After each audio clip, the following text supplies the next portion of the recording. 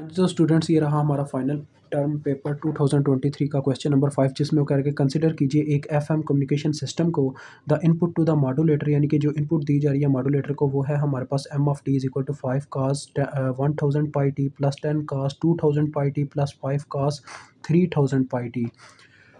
इस frequency modulated, यानी उसे फ्रीक्वेंसी मॉड्यूलेशन के थ्रू मॉड्यूलेट कर दिया गया है एक कैरियर के साथ, जिसकी हमारे पास यहाँ पे ये टर्म है। अब देखो बच्चों, कैरियर जो होता है ना, उसकी ये फॉर्म होती है ए कॉस ऑफ आगे ओमेगा सी की वैल्यू गिवन होती है जो कि 2 पाई 10 पर इज़ 5 नज़र आ रही है। यहाँ पे सिंपल है, आपके सामने है। कहने को मेरा ये मतलब है यार, सी एफ टी की जो फॉर्म होती है ना, कुछ इस तरीके से होती है ए कॉस ओमेगा सी टी। तो इस लिहाज से अगर आप कंपैरिजन करो तो ए की वैल्यू आपके पास 10 है, ओमेगा सी की वैल्यू आपके पास 2 पाई मल्टीप्लाई बाय 10 पर इज़ 5 है। Simple, okay. कि एफ की वैल्यू आपको गिवन है, वो कहता है राइट कीजिए expression for modulated wave form 5 FM। इसका फार्मूला आपको याद होना चाहिए, क्या होता है। इसको आपको सॉल्व करना पड़ेगा। वो कह रहा है उसकी एक्सप्रेशन लिख के दो। तो इसका फार्मूला था हमारे पास बच्चों A cos omega C T plus अपना के एफ साथ में 2 पाई भी एम ऑफ टा और डी टा। ये इसका फार्मूला ओवरऑल, ये हमने स्टडी किया हुआ है। ये भी आपके कैप्सूल ऑफ फार्मूला में पढ़ा हुआ है, आप चाहें तो वहाँ से स्टडी कर सकते हैं, ठीक है। तो लिहाजा इसमें देखें, ये तो सिंपल टर्म है, ये हम वैसे ही डायरेक्ट पुट कर सकते हैं। ओमेगा सी की वैल्यू पता है, कॉस वगैरह और एम्पलीट्यूड भी पुट कर सकते हैं, लेकिन इसको सॉल्व करना पड़ेगा। तो चलिए पहले ये टर्म सॉल्व कर लेते हैं, एम टा डी टा, ठीक है जी, विच इज़ इक्वल टू, अब ये आपका एम ऑफ टी सिग्नल है। बस बच्चों इसमें टी की जगह टा टा पुट होता जाएगा, और जस्ट सिंपल सी बात है। और आपको पता है इन सिग्नल्स का क्या होता है, अलग अलग इंटीग्रेशन होता है। तो यानी क्या होगा, 5 पीछे निकल जाएगा, यानी 5 एक कांस्टेंट है, ये पीछे हट जाएगा, और हमारे पास इंटीग्रेशन आ जाएगी cos 1000 पाई, और टी टा से रिप्लेस हो चुका होगा, ठीक है। डी टा ऐसे साथ में आ जाएगा, फिर प्लस इसी तरह से इसका 10 बाहर निकल चुका होगा क्योंकि ये कांस्टेंट टर्म है, और इंटीग्रेशन आ जाएगी cos 2000। यानी मैंने क्या किया, just put M of T signal ही किया है, लेकिन उन सब की इंटीग्रेशन अलग अलग कर दिया, और टी की जगह टा पुट कर दिया, क्योंकि हमारा यहाँ पे टी की जगह टा इस्तेमाल हो रहा है, टाइम कांस्टेंट, ठीक है, पाई टा और डी टा। उसके बाद लास्ट में देखो बच्चों, ये 5 cos 3000 है, इसमें 5 पीछे निकल गया होगा, और इंटीग्रेशन आ जाएगी अपने पास cos 3000 पाई टा डी टा की, ठीक है जी। अब आपको पता होना चाहिए बच्चों, ये देखो, ये यहाँ पे बताने लगूँ, cos थीटा की जब भी इंटीग्रेशन ली जाती है ना, cos थीटा डी थीटा की, तो हमारे पास उसका रिजल्ट आता है sin थीटा, ठीक है। ये इसका रिजल्ट होता है। तो यहाँ पे जो भी, यानी कि थीटा के साथ अगर कोई नंबर मल्टीप्लाई हो रहा हो ना, तो वो बटे में आ जाता होता है। ये चीज़ आपने याद रखनी है, यानी अब यहाँ पे बटे में 1 आ रहा है क्योंकि इसके साथ 1 मल्टीप्लाई हो रहा था।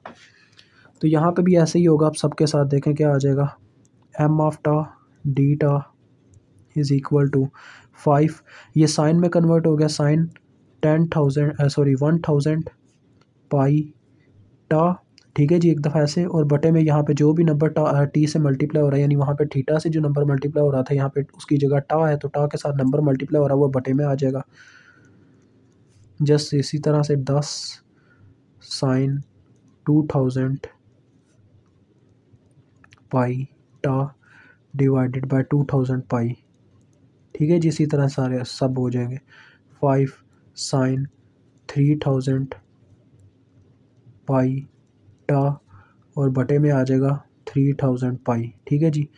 अब आप इसको सॉल्व कर लें, यानी ये कटिंग वगैरह कर लें। मैं डायरेक्ट फार्मूले की तरफ जाने लगा, 5 FM T is equal to, देखें ए की जगह उसकी वैल्यू पुट होगी 10 कॉस ओमेगा सी की जगह भी वैल्यू 2 पाई मल्टीप्लाई बाय 10 पर इज़ 5 टी, ठीक है जी, प्लस 2 पाई के एफ की वैल्यू भी आप चाहें तो पुट कर दें, जो कि अपने पास है यहाँ पे 2000 पाई, ठीक है।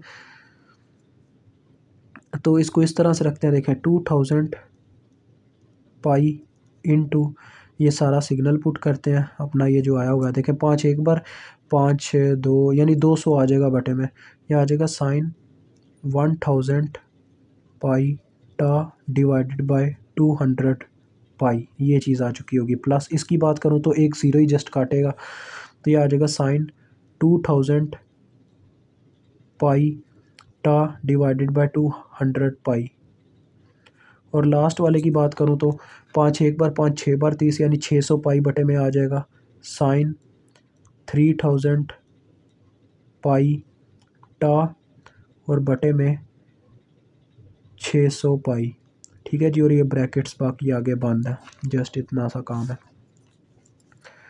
Next 5 FMT is equal to आपके पास आ जाएगा 10 cos 2 pi multiply by 10 power is 5T plus, ये देखो बच्चों अब इनने अंदर मल्टीप्लाई होना स्टार्ट होना है। देखें सबसे पहले ये दोनों इसके साथ मल्टीप्लाई हुए तो 200 ऐसे कट गया और एक ज़ीरो इसके साथ, यानी 20 और पाई भी कट चुका होगा 20 पाई, एक पाई बच गया होगा ना, एक कट चुका होगा नीचे वाले से, आप कटिंग करके देख सकते हैं। ये देखें ऐसे ऐसे एक ज़ीरो इसके साथ मल्टीप्लाई हो गया तो 20 पाई साइन 1000 पाई टा। ज़्यादा मुश्किल लगे ना तो आप इसको 1 किलो कर लीजिएगा, ऐसे मतलब के में भी लिख सकते हैं, मसला नहीं है। इसके साथ जब ये दो नंबर ज़रब होंगे यहाँ पे भी यही काम होगा, 200 इसको काटेगा 20 पाई ही ऊपर ज़रब होना, सिंपल बात है इसमें भी। जस्ट ये नंबर सबके साथ एक एक करके मल्टीप्लाई हो रहा है।